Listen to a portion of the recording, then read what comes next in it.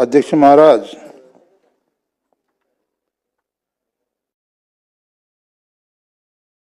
नगरपालिकेच्या निवडणुकीचा निकाल 21 तारखेला लागेल, परंतु माझ्या मोहोळ मतदारसंघामध्ये ज्या निवडणुका झाल्या, कायदा आणि सुव्यवस्था, हे कायदा आणि सुव्यवस्था कशी आहे ही उभ्या महाराष्ट्रानं, उभ्या देशानं पाहिली. एक महिला फॉर्म भरण्यासाठी जात असताना तिच्या मागे गाडीतून पिछा केला जातो.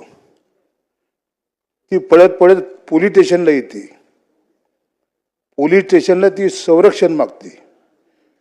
पोलीस स्टेशनमधून सुद्धा तिला संरक्षण दिलं जात नाही.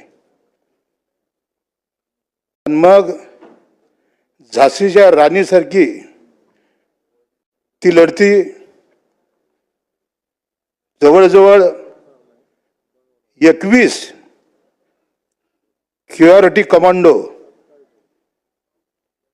आणि 55 पोलिसाचा ताफा, ज्यावेळेला ती 2-3 दिवस नगर परिषदेचा, अनगर नगर परिषदेचा फॉर्म भरण्यासाठी ट्राय करत असते, त्यावेळेला तिथं पंकजाताई पुचू दिल्या जात नाही. यावली फाटा ते अनगर जवळजवळ 1000 ते 1500 वाहनं लावली जातात.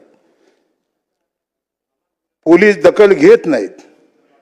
ज्यावेळी लोकशाहीच्या 4थ्या स्तंभानं उभ्या महाराष्ट्राला, उभ्या देशाला दाखवलं, त्याच्यानंतरनं तिला 21 सिक्युरिटी कमांडो, जे प्रधानमंत्री, गृहमंत्री आणि आपल्या राज्याचे मुख्यमंत्री आल्यानंतर ते कमांडो असतात, असे 21 कमांडो, 55 पोलीस यांना घेऊन पहाटे 5 वाजता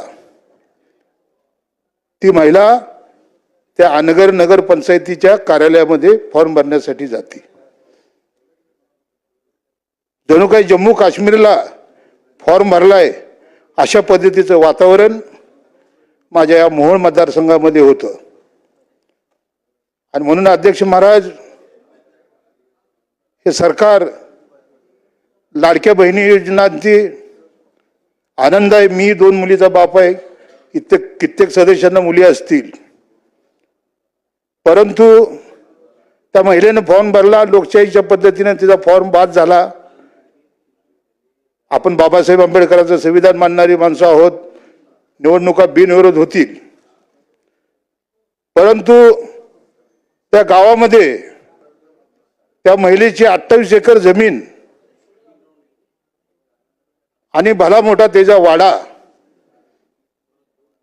आज वाडा आणि शेती सोडून अध्यक्ष महाराज ती पुण्यामध्ये धुणं भांडी काम करते. तिचा मुलगा ड्रायव्हिंगचं काम करतो.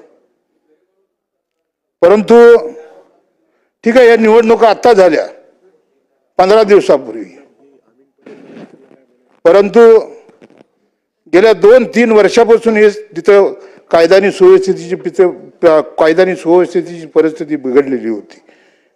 आणि म्हणून अध्यक्ष महाराज, मी या अंतिम आठवडा प्रस्तावावर बोलत असताना महाराष्ट्राच्या मुख्यमंत्र्यांकडून अपेक्षा व्यक्त करतो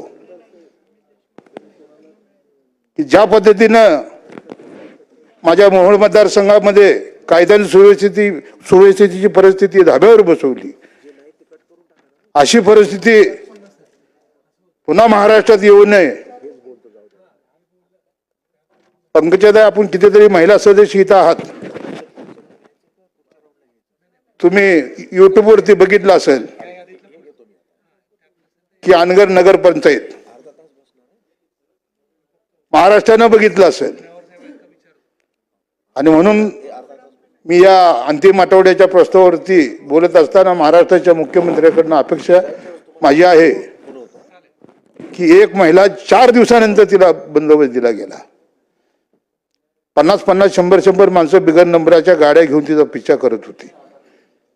आणि मोहोळ, ज्या मोहोळमधून मी ताई 31,000ने निवडून आलो, त्या मोहोळमधून तिला टायपिंग करण्यासाठी फॉर्म, ते आपले 100 रुपयाचं जे ॲफिडेविट असतं ते ॲफिडेविट सुद्धा करायला कुठल्याही माणूस तयार झाला नाही.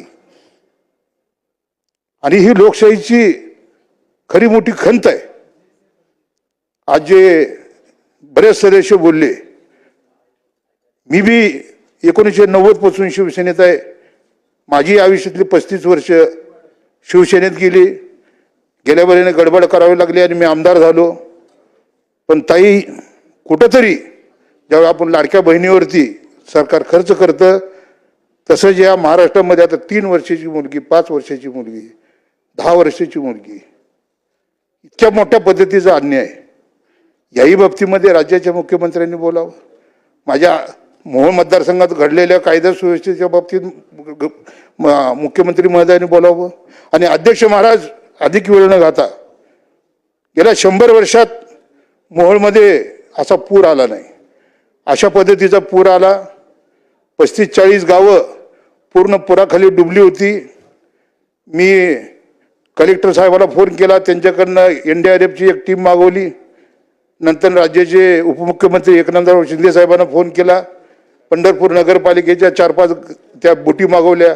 जे कोळी समाजाचे तर पंढरपूरला चंद्रभागेच्या तिथे किनारी राहतो, त्या एक प्रशिक्षित अशा बोटीनी मी माणसं बाहेर काढत होतो. परंतु त्याही परिस्थितीत 15 दिवसामध्ये शासनाची मदत उशिरा पोचली. आम्ही आमच्या पद्धतीनं मदत करत होतो. परंतु जी आता मदत दिली त्या मदतीमध्ये 32,000 रुपये, तुम्ही 32,000 रुपये गायला देत आहे.